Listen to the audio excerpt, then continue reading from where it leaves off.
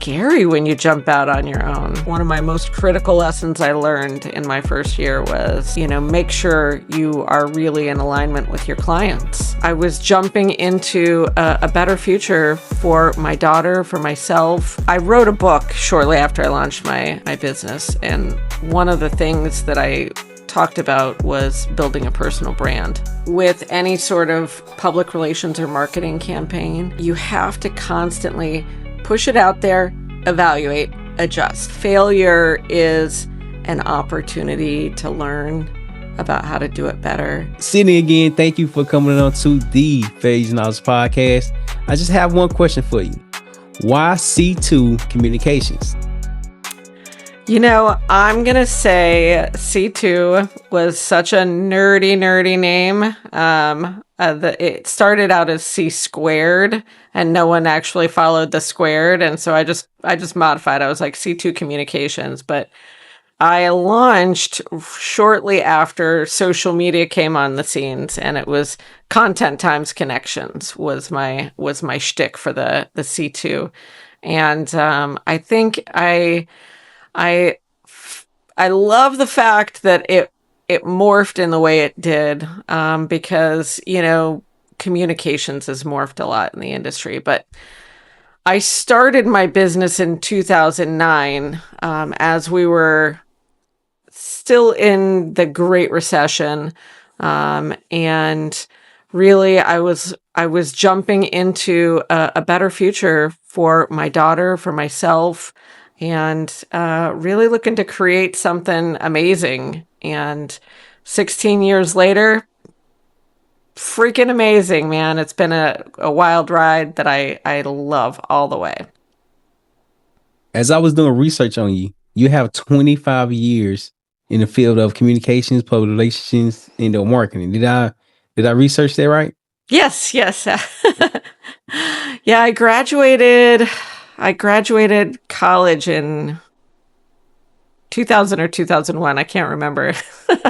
But yeah, I jumped into the hotel industry in communications, marketing communications, sales office for a little while. And, ended up looking for something a little more steady. So I went into construction after that, and worked for a general contractor, PBS Contractors. And what a phenomenal opportunity for growth that was, because they were a small company that allowed me to, really grow and create a position that, satisfied their need for making money and my need for knowledge and growth. Yeah, it was just it was a really good ride. But I've always wanted to be an entrepreneur. I think even as a teenager, I wanted to be an entrepreneur. And it's scary when you jump out on your own.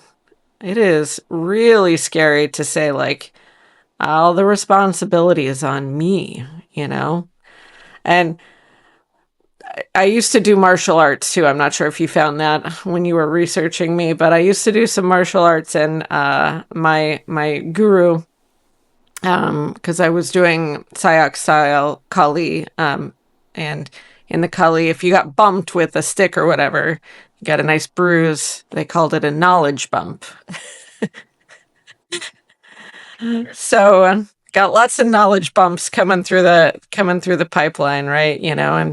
And but when you launch and you really commit, you've got to say, like, failure's not an option. There's going to be bumps. There's going to be things that don't work. And you got to be 100% committed, because if you got a backup plan, that's your plan to fail. When I was in the Marine Corps, we often plan ahead, or I give you a prime example. When we was in Marine Corps boot camp training, every day we would get to a place early just to wait. It would be cold. We was about to go to the range and qualify to shoot for what's it called, for rifles, for our weapons and stuff like that. And we'll wake up at 5 o'clock in the morning, 4:30, 5 o'clock in the morning, and we'll get there at 5:30, and then wait until 8 o'clock. So this time that we're waiting, it is cold, it is dark, it is freezing. But yet, the when it's time for us to start, everyone is on time. Everyone is there. Everyone is ready. Everyone is prepared. It's the preparation that you don't see when you're leaping into your faith, when you're leaping into your journey, when you're leaping into something that you believe in. You mentioned when you always want to be an entrepreneur. Okay, wanting to be an entrepreneur is completely different than being an entrepreneur. As you started to become an entrepreneur, what did you recognize about yourself? I think I stepped into a lot of personal power, and people say freedom, like, oh my gosh, I can work from anywhere, right? I think that in that power, I was working 5 times as hard as I was in working for someone else, and that's not because I wasn't committed to my previous jobs. That's because in those first 2 years of launching, you have to work twice as hard to get the clients, make sure you're maintaining the clients, make sure you're building out the marketing materials for yourself. You got to do your billing, make sure your taxes are ready. Like there's all those things that you didn't even know that you needed, because when you worked for someone, all that stuff was done for you, right? Um, and so it it became a PowerPoint, because when I walked into a networking event or I walked into a meeting and people were recognizing Cyndee. Oh my gosh, that's Cyndee Woolley. She's a fantastic communications person. She's an excellent marketer. Oh my gosh, public relations. She's phenomenal, right? And they weren't talking about me with the company that I'd been with prior, where I felt like I was using the company name for recognition. Here it was me being recognized and standing out for the efforts. Um, and that was really fantastic.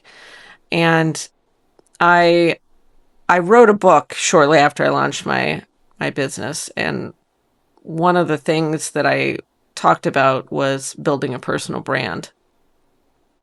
And you have that theory, right? Like of personal brand and influence and everything when you're working for someone. But I literally flipped my title on my LinkedIn profile and my first client came in. As soon as that's the same day. And I was like, that is such an immense amount of trust and, you know, phenomenal client. We had a great run for 2 or 3 years. And before they ended up hiring an internal person to replace me, which was, I totally respect. But it's definitely a positioning point where you can tell your story and people really connect with you on deeper levels than what you know.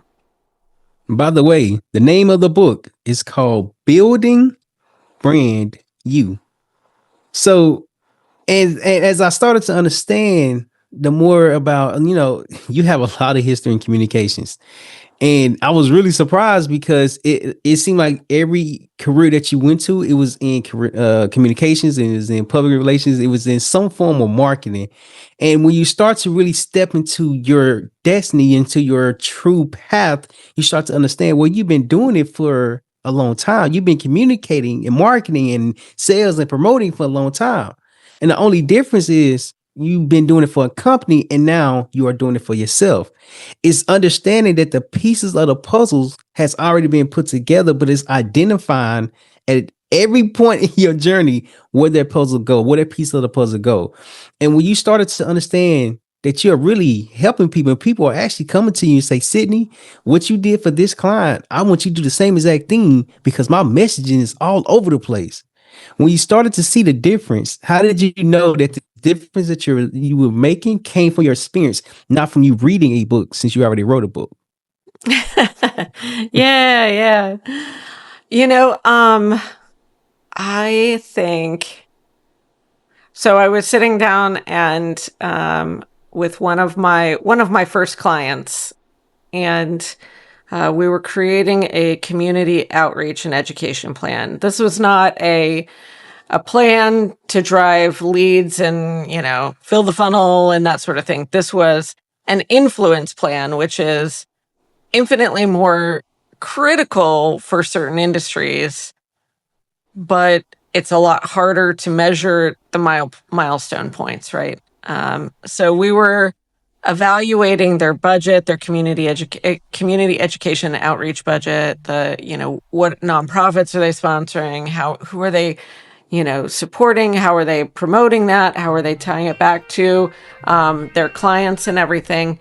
And then, we ended up finding so much waste in there, and the messaging was literally all over the place, like you were saying, right? And I funneled it down. I took everything away and I came back and I funneled down and I said, you need to get rid of this stuff, get rid of this stuff. We're trying to influence and gain, trust and respect with these 5 people. And this is what they care about. So we need to care about with what our key stakeholders care about, and we need to be in alignment with the people that we're working with. And it was like, wow. And that client gave me the title to my podcast. He goes, wow, you are really so good at cutting through the clutter, right? Communication is so noisy. People layer in so many details, and they're like, in their head, every detail is so important to really moving that message forward. But at the end of the day, you've got to really focus in and be your core, the core company that you are, the core person that you are, and you've got to connect with your key stakeholders. And when you can do that, you're going to move mountains. And speaking of cutting through the clutter, I actually had the pleasure of being on your podcast, and it was a great experience because you kept referencing your experience in public relations. And at the time, like I took one class at USF for public University of South Florida for public relations. It was a phenomenal class. It was an amazing class. But I didn't recognize I was in the public relations business or the communication business. And you kept referencing. Then as I start to do research on you, I'm like, that's why you was referencing that. That makes a lot of sense now. The dots connected. Dots was connected. I'm like, oh, that's why you're a good communicator, because there's a lot of things that a lot of people want to say. But just because you have a lot to say doesn't mean you need to be saying everything. True. Very true. And I recently had a client have some things go wrong, right? Like it was just a series of uncontrollable circumstances. No one died, no one did anything illegal, but people weren't happy, right? And so we took the steps to make, to resolve that situation. And the person involved wrote just a very lengthy explanation that they were going to send. And I said, at the end of the day, the client, your client that you're trying to resolve this trust with, they need to know that you're going to fix it. And literally that can be like 5 sentences that says, I'm so sorry. I'm going to fix it. And here's what you can expect, right? Like they don't need paragraphs. They need succinct trust and understanding that you heard them. And that's what makes you a great communicator, because you're saying a lot of things that people want to say, but you're saying it so concise that people understand it even more, even faster. You brought up your daughter earlier. And so when you brought up your daughter earlier, it made me think about it. It had to be some challenges that you had to experience, that you had to go through. What was your biggest failure before you even understood that you was doing something right, that you have a understanding in communication and marketing? You had to have some failure behind everything behind your success. What was your biggest failure? Whew, what's my biggest failure? That's a good one. My biggest failure. You know, So this goes back into clients, right? And the lessons learned when you're an entrepreneur. Um, Sometimes we're called on to do projects that are just um, full of heart and full of, someone has a nonprofit mission and they're so excited about that. They're so, it's got a compelling cause behind it. It's changing people's lives when it's done right. And you want to help them out, and sometimes those clients are in need of help and they've got a very big vision, but they don't have the ability to deliver consistently. And that turns into doing 3 or 4 times the work than what you're getting paid for, and leads to burnout and resentment and, challenged relationships, right? And so I would say one of my most critical lessons I learned in my first year was, make sure you are really in alignment with your clients along the way. And it's not even that the client itself wasn't doing something fantastic, you know. And I can't say what it was because, I don't want to identify them, because I still hold them in my heart, that they did some really fantastic things. But they couldn't run a business, and, and at some point as a business owner, you've got to figure out who you can serve that's going to keep you lit up and keep your cup full, so that you don't drain out and not be of service to yourself and your family and the rest of your clients. I did a podcast the other day, and during the podcast, he was talking about how he was a what was he he's the owner of Mango Space, but his previous experience before then, he was a Penguin Insurance, and he was telling me about the growth and everything that they had been through. And so by him working with a lot of insurance agents, he was like, a lot of insurance agents do not know how to be entrepreneurs. They do not know how to market. They don't know how to sell. They don't know how to follow up. They don't know the financing behind. They don't understand the importance of a business owner and everything that comes within it.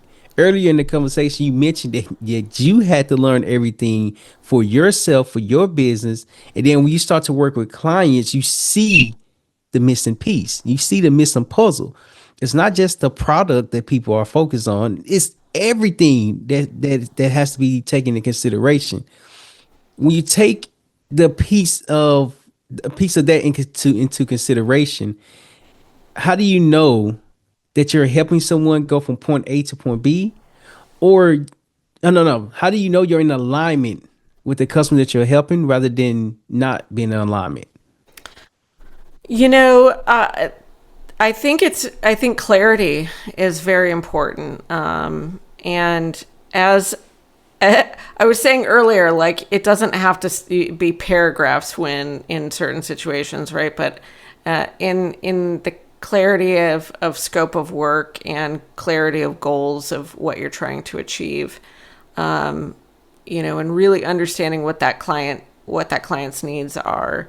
That if you can understand it and then restate those goals and restate how you're going to get there, but then, like any presentation class that you took in high school or college, right, was, if you're going to give a presentation, you tell them what you're going to tell them, you tell them, and then you tell them what you told them, right? And, like, you've got to keep that repetitive in there. I've had some of my best clients come when they call me for, Cyndee, I need public relations. Well, what do you need public relations for? What's the goal? What are you trying to get to?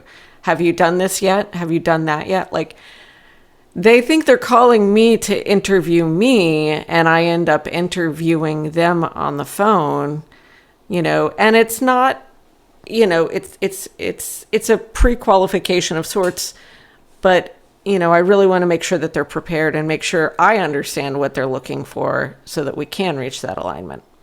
And I have gotten my best clients when they call me and I start questioning them and they're like, all right, yeah, no one else has put that kind of thought work into it. So you're hired, and that has turned into long-term relationships. Most of my clients run 3 years minimum, and I've had a few that have been with me all 16 years. 16 years, yep. Wait. You're okay. Now I have additional questions. The average time that people are with you is 3 years. How did you get that? Get to why 3 years? Why 3 years? Usually, so in the creative industry, there is typically a turnover, right? Because from public relations, you write a certain number of stories, and then, like they need a fresh perspective. Or in a marketing sense, the market shifts, the leadership shifts. In the creative services industry, it's totally normal for there to be turnover after around 2 years.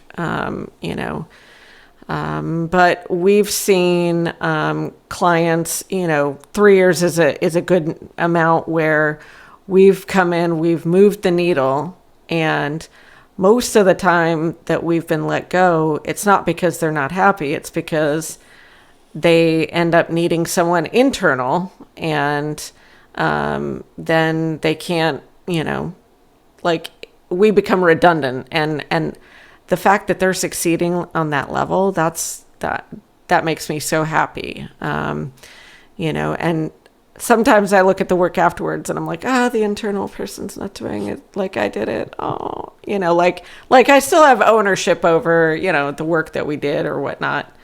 And, but, like ultimately success is success for the client, and success for me is that they're thriving. As you was explaining that, what we said earlier, I had another epiphany moment where everything was coming together, where you focus on communications, you focus on public relations, and you focus on marketing. That takes time for that to be established. That takes consistency, even though it might be redundant. The same message that's been said in different ways over and over again. That's what people get customers from. So people think when you're working with a public relations or get on podcasts, get on media, things of that nature, you're supposed to have instant gratification. But in reality, it's like, well, you're not going to have instant success. If you keep doing it, you will have success. So how do you communicate that, hey, if you come to work with us, it is a 3 year minimum. If you're looking for 1 month, we're not your team. We're not your public relations. Oh, absolutely. We don't require a 3 year minimum, and I will say we do require a 1 year minimum on things, and we are very frank that from a public relations standpoint, we're going to start working from day one. If we're driving stories, those stories don't always happen in the first 45 days. Sometimes it can be 90 days before you see a story come to fruition. But hopefully you can get some early successes and then really be able to move the needle in other ways, right? And building the brand, and really building that brand and communications is more than just a press release. It's more than a story pitch. It's more than a single marketing message.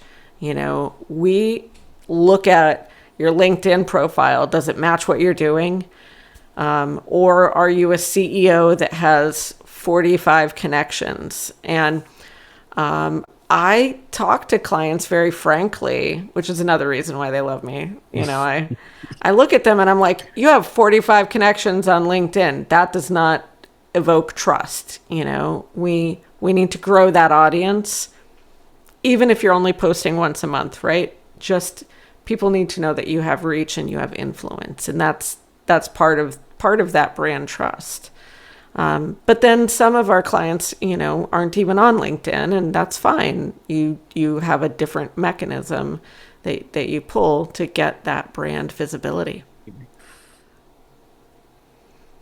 So I think it's, and this goes back to that alignment as well, right? Where when I'm having that conversation, we're presenting a proposal. I will tell them it's a 6-month minimum or a 12-month minimum, depending on the project. And if they say we only want to do month to month, I say then I think you should hire the other contractor because I can't do that.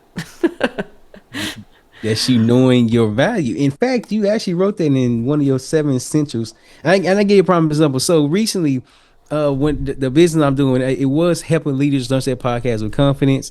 And then when I start to like really put it out to market, talk to other people, and really just get the feedback to help me understand, is this the right product that I'm even offering? As I continue to do that, it's not the fact that it's the wrong product. It's just more so it would take a long time. Because launching your podcast is easy. All you have to do is have your laptop, microphone, as you know. But it's the consistency part that comes after that. You have to consistently record. You have to consistently upload. You have to consistently put your videos out there. Excuse me. So it wasn't the fact that that was my challenge. It was more so, well, how can I actually solve that problem? It is a problem not to say that, but that problem comes from building a community. A lot of podcasters who want to launch their podcast, if you get around other podcasters, you will eventually have your podcast. So I'm like, well, I haven't been in business as long as you have. However, however, Are you calling me old? I'm calling you wise. I'm calling you experienced. Think you So, are in public relations. so I had to pivot. And when I started to really, I was driving. You know how you're driving on the freeway and you look to the left? Well, look to the left, and then you see billboards, and you look to the right, you see billboards. I'm like, wait, leaders, entrepreneurs need more exposure. So what if I just changed my business model from helping leaders launch their podcast with confidence to helping leaders gain more exposure for their business? Oh, Cyndee, it hit me. I said, that's it. It doesn't Pivot point. it, Pivot. if there's a different word for pivot, oh my goodness. So I bring that up because your book focuses on building brand you, which means that you have to be aware of yourself. That's where the alignment comes from. If you don't know who you are, and who you are willing to work with, then you're gonna be working with everybody. Now that makes sense. Cindy, you're good at okay. Now that makes sense. Golly. And the reason why I just had another epiphany, because if you're trying to serve everyone, you're serving no one. But in order to know who you're serving, you have to start with yourself. So building brand you is so important. I know I'm long-winded.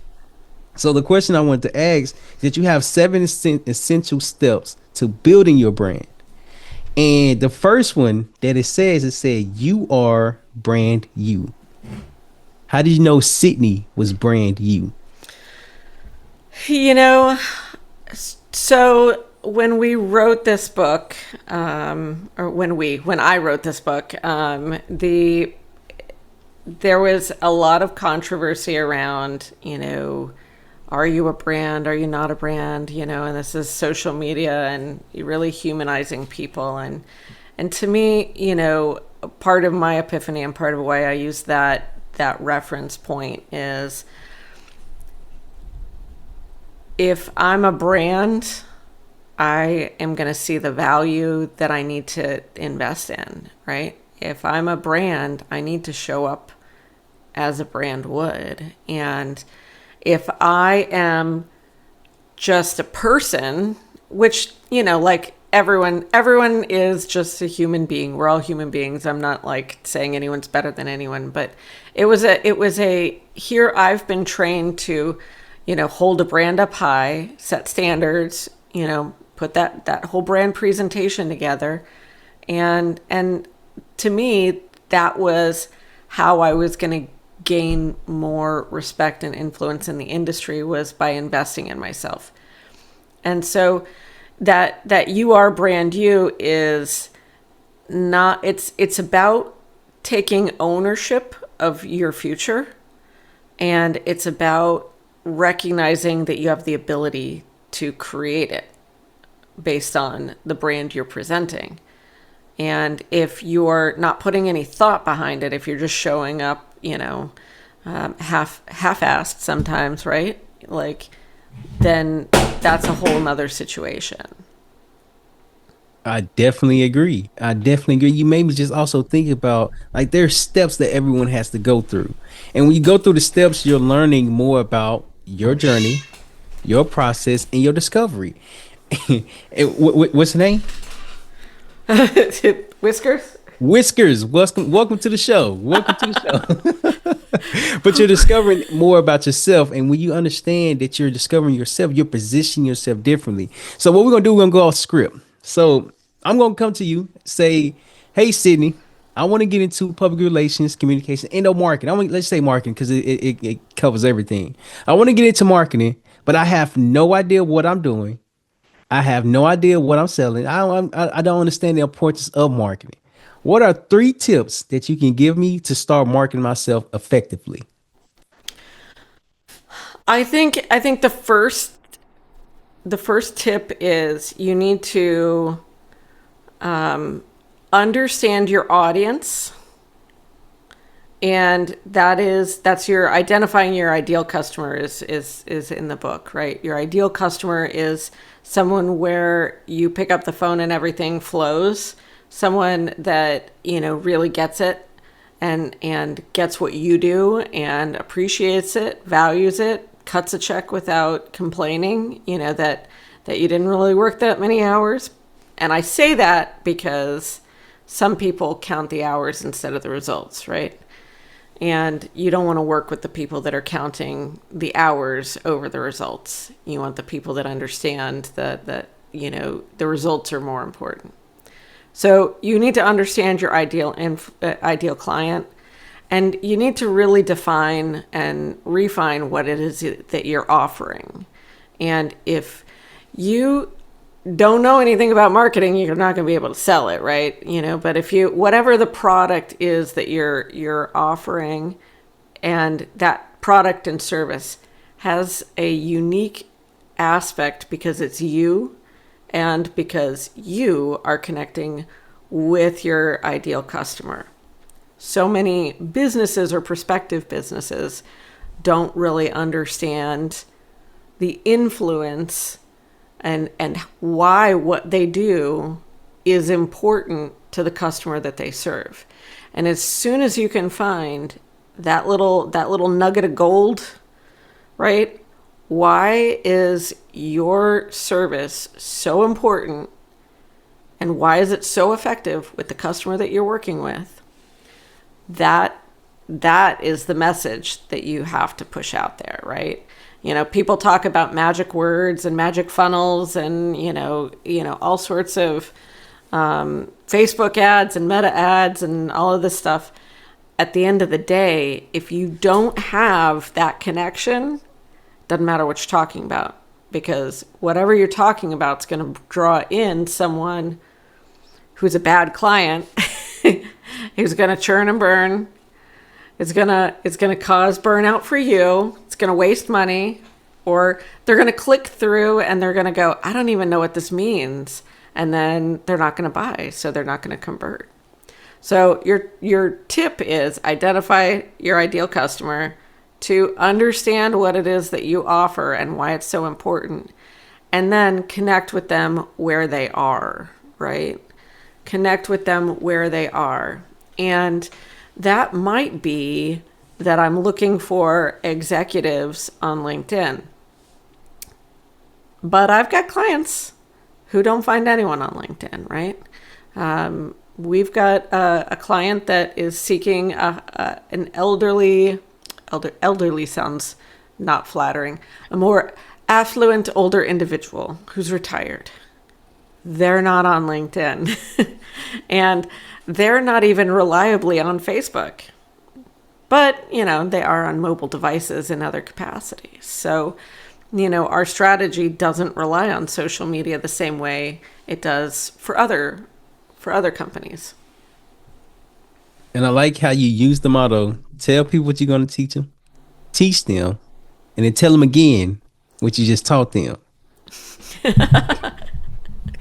I picked it up. My wife, she's an educator. My wife, she's an educator, and she taught me how to present and do podcasts better. So that way, like I can educate more around podcasts and marketing and things of that nature.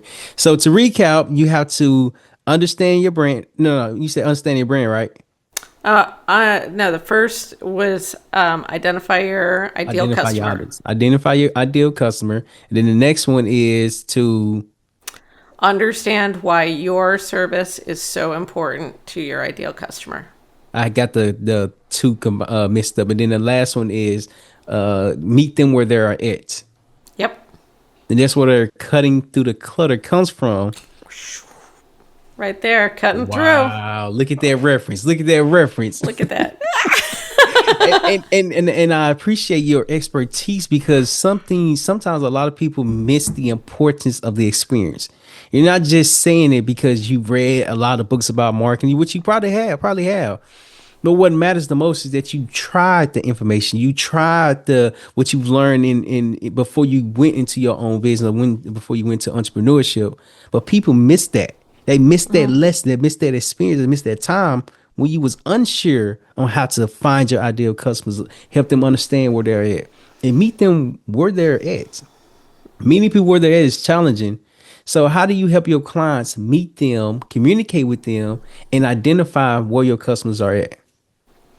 You know, we do a profile based on, existing databases, existing clients. Based on that ideal structure. But and those are the channels that we target initially. But with any sort of public relations or marketing campaign, you have to constantly push it out there, evaluate, adjust. Push it out there, evaluate, adjust. And, you've got to look at your reports on a monthly basis and know, okay, I'm getting, 10,000 visitors to my website, but none of them are converting. Where's the disconnect? Why isn't that working? I'm sending out a newsletter and I've got great calls to action in there, but they're not clicking through. Where's the disconnect? I've got social media posts. No one's engaging. Where's the disconnect? And it could be the message. It could be the location. It could be the timing. There's 100 different factors that could be part of that. So, you can't just scrap it all and completely restart the campaign. You've got to go in educated, and then when you see things aren't working quite the way that you want, change a variable, change two variables. Don't change all the variables because you won't know what didn't work. But change a variable or two, see if you can move the needle up. Change a variable or two, move the needle up. And really see where you can touch people there. It's funny. I was just going through a client report this morning, and we have been pushing to add video to their emails. And we looked back through the year of emails, and the 3 highest performing emails out of it's a monthly email, the 3 highest performing, significantly higher than all the others, did not have video. Did not? No video. And I just had to laugh. I was like, we're doing a deeper dive because we saw the blips, right?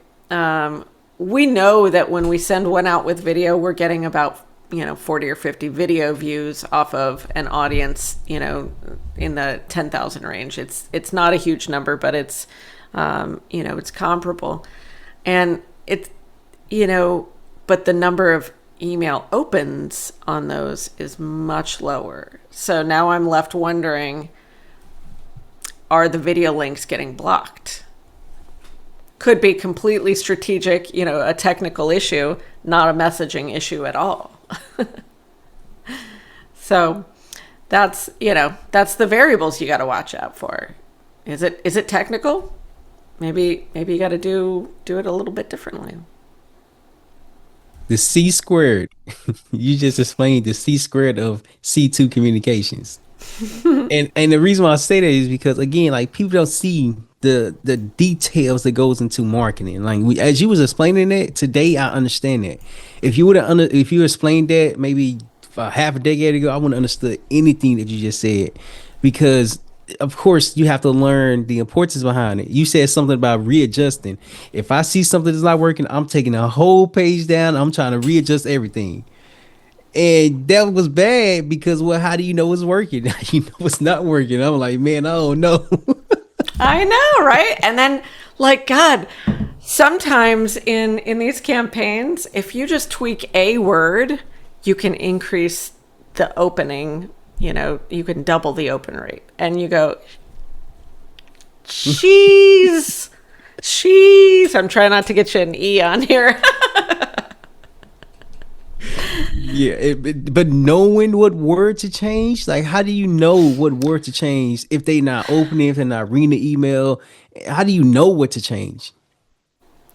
You know, sometimes it takes it. Sometimes you should really play with the campaign for like 3 months. You know, sometimes three. It takes literally 3 months, three different tries. You can do A/B testing on emails to see what's positive. Do you know what A/B testing is? Yes, I do. Okay. But for the audience, it's when you're testing two things against each other. Yeah, and so you can do that. It's getting a lot easier to do that on social media ads now, where they are saying, put out this variable and use AI to suggest other variables, and then it just comes back to actually making the time to come back and look and go, oh, they're clicking through this one and not that one. Well, this image is working better, and this call to action is working better, and seeing where that hits. But it's hard. I'll tell you where it's hard. I do some political campaigns too, because little political junkie, and man, that there's so much nuance in that language, and the text campaigns that go out with that, you don't get a whole lot of second tries on that. It's funny. So if it don't go right, it don't go right. Yeah, then you got a bunch of upset people. You can, people going, stop, get out. And then opt out, opt out. Opt out, opt out. No more messages. Okay, Oh, so go ahead. I'm sorry. oh, I've figured out that if you, personally, I get irritated. I send all these messages and I also get irritated at them. So it's a little funny. So I just block the phone number so they keep sending text messages to me and they have to keep paying for it. And I don't get it. There's a little tip for political season. If you don't want to get the political texts when they come in, open the text and block it. Block the phone number. Don't opt out. Just block it. I would definitely do that. No, There it is. There it is. that's Little crazy. cyber warfare. Yeah, that's I didn't even know, but I will now. I will start doing it now. Earlier, you mentioned about alignment with your customers, on being in alignment with yourself. You have a family. You have a daughter, right? Yeah. My daughter How's is a professional ballerina, which is Mhm. so exciting, at that age. But she's 19. She's 19, professional ballerina, and it's a lot of lessons learned along the way there too. What's the most recent you can think about? You know, the most recent one was when it came time. My daughter attended UNCSA School of the Arts, which is an arts conservatory. There's a school of dance, a school of music. There's a school for Broadway theater, and it's such a phenomenal opportunity, right? Such a extraordinary place to go because you've got so many creative people in one spot, and it was such a blessing to be there. So as she's coming out, of that and all of she is literally in a class of ballerinas and ballet boys and, that job factor of, okay, I'm going to go get a job or I'm going to go to college or what's the route that I'm going to take.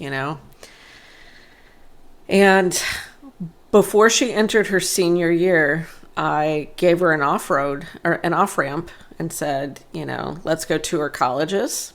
Let's go see maybe you like it. Maybe that's what you want to be, because you've dedicated so much time to ballet and ballet in life. And you need to make sure that you're doing something because you love doing it and not because there's an expectation. So I want you to explore other things.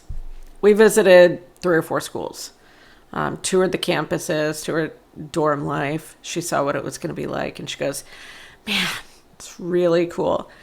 Her favorite one that she liked was University of Asheville, part of the North Carolina school system. And the school actually got hit by a hurricane last year, so it was crazy. Like in North Carolina, got hit by a hurricane and flooded, and it was just bizarre. But that's a whole nother story. So she, at the end of the day, after touring these, spending her junior the summer between junior and senior year, she said, I'm in for ballet. That's what I want to do. I said, perfect. All right, then you need your audition tapes. Get your audition tapes ready, because next step is trainee programs. I said it would be good for you to take 1 or 2 classes on college, in college, go part-time for college so that, because you've got not a scholarship, a prepaid plan, take 1 or 2 classes so that if you decide to go back, you're not starting from zero. And so she, went full in and went into trainee program. And, it was at that first semester, she took like 3 classes, which is pretty close to full time. It was very intense. And the next semester she was like feeling guilty. And I said, this is your time to shine. If you're going to make it, you need to be focused 100%. And I'm the one who told her not to continue in college. I'm the one that said, if you're going to go. Don't, you don't love school. Make this work. And so now she's making it work. She's at the Florida Ballet in Jacksonville. Wow, look at that alignment. You helped her gain that confidence and to know where to put the confidence and time into. Wow. Like we heard it all growing up, right? Like every time she went to a ballet intensive, a summer intensive program, every time career day came around, oh, I know you want to be a dancer, but you better have a backup plan. You better have a backup plan. And I said, honest to God, if you don't want to be a dancer, like you're going to find something else, right? Like you don't, people think I was a dancer and I forced her into it. I was not a dancer. I was a nerd, total C2, nerd. C2. C squared, C squared. I was a nerd and definitely not an athlete. And so she did this, and I said, if you want to go, I will support you and we'll make it happen. And then, have that backup plan. Backup plan is a plan to fail. It's a plan to fail. It's a plan to say, I don't like it. This is uncomfortable. I'm out. And there have been times when she's been uncomfortable. She's had injuries and, that have taken her out or not got the part that she wanted. And, like that's all things that make you appreciate when you can get on stage, and they make you appreciate like where you find that freedom. And shoot, what was I going to say? Not getting the parts and the character that's developed. I was in a lot of these mom chats, right, on Facebook, ballet mom chats. And all the debates about, do they go to college? Do they not go to college? And I respect everyone who chooses to go to college and pursue dance. I respect the hell out of them. That's a lot of work to do. It was just not the right choice. But consistently, what I was seeing from the parents whose kids went pro was, it's not it's not the flash in the pan. It's about that steady, that slow and steady, the consistency, the having the love of the dance, the showing up every day, the showing up and realizing that you're refining it every day, and you're not necessarily going to get a trophy every day, but you're taking the steps to refine it. And I think that relates so much into the rest of life, right? How many days do you show up to work and get a trophy? Not very often, right? None. Never. But when you show up and you put the work in and you keep putting the work in and that milestone is achieved, man, it's so rewarding. And you hit that spot and it's just perfect.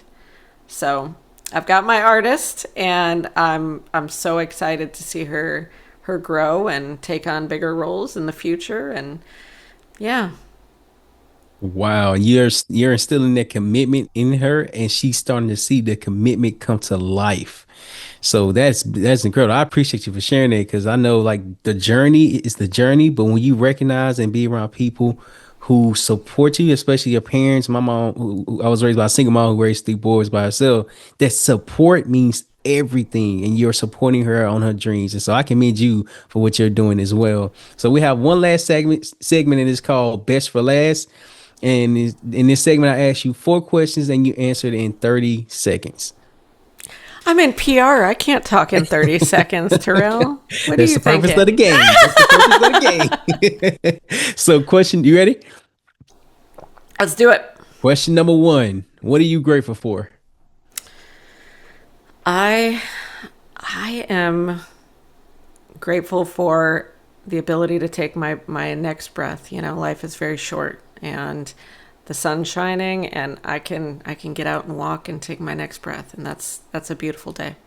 Wow. Okay. Question number two. Do you have any regrets within the last 25 years of doing communications? Anyone who knows me knows my regret is when I got out of college, my mom told me to spend the summer backpacking around Europe, and I was too afraid to do it. I was so, like, not afraid to travel. I was afraid that I was not going to be able to pay my student loans, and I was in a rush to get a job. And I got a job, and it was a fantastic job, but I didn't backpack around Europe. And so whenever I've mentored teenagers, I tell them, go backpack around Europe for me. And I'm going to make it over there shortly. Shortly is actually coming pretty soon. Question number three. You never know how fast it comes. Never. Question number three. What is the biggest lesson that you learned while being the owner of C2 Communications?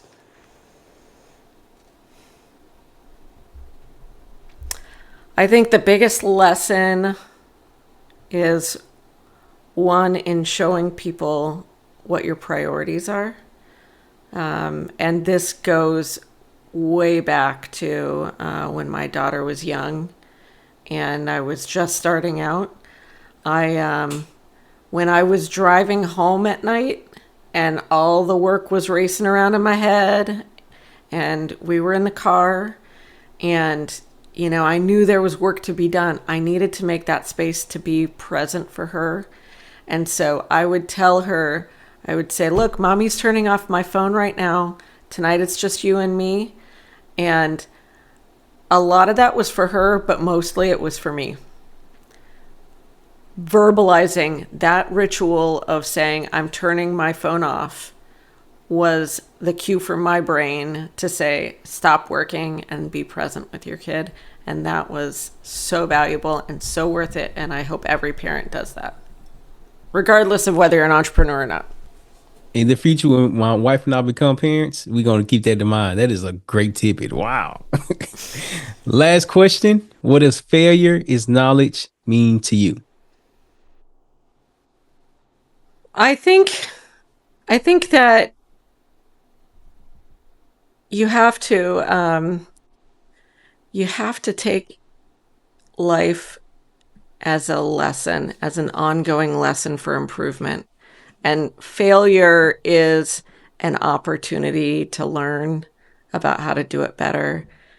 And sometimes failure is because of the uncontrollables. So you've got to balance and learn to really manage and control the controllables. That's what one of my clients, Coach Matt Poland, says. You got to control the controllables and do everything right that you can there, and keep making it better. Wow, Cyndee, this has been great. How can people find you? How can they learn more about C2 Communications? How can they improve their marketing? They can improve their marketing by calling me, right? You see that plug in?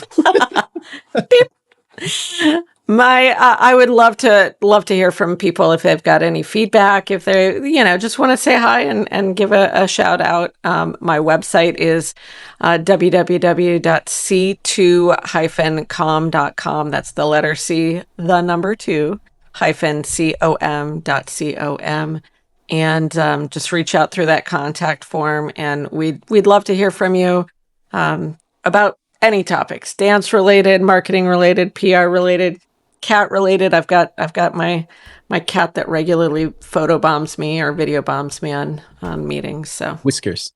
Whiskers, yep. Cyndee, this was great. And by the way, the C2, what would you say your email? What was your website again? Something. C2-com.com. Okay. The com.com makes sense now. Communication.com. I was confused. I was like, .com, That .com. that should literally have been my biggest lesson learned, because I have spelled that out so many times in 16 years, but I was like, I am committed. This has been great. I'm about to stop recording, and I appreciate it, Cyndee. Okay, there we go. Cyndee, again, thank you for coming on to the Phase Knowledge Podcast. Question number 1, what was your biggest takeaway while being on the podcast? I think that really talking through some of the projects that we do makes it. Oh shit! Sorry, hit unrecord, or just erase that part. I can ask Okay. again. All right. So my biggest takeaway. I'm trying to think.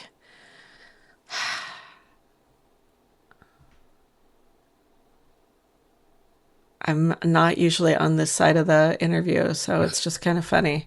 Okay. So my biggest takeaway.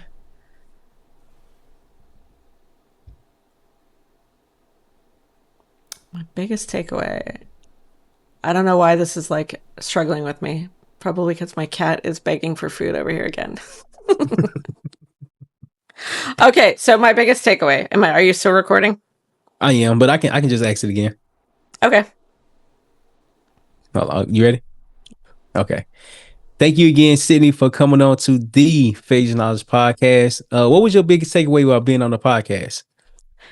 Terrell, it's been such a pleasure being with you today. And I think the biggest takeaway that I want people to walk away with is about community and connections.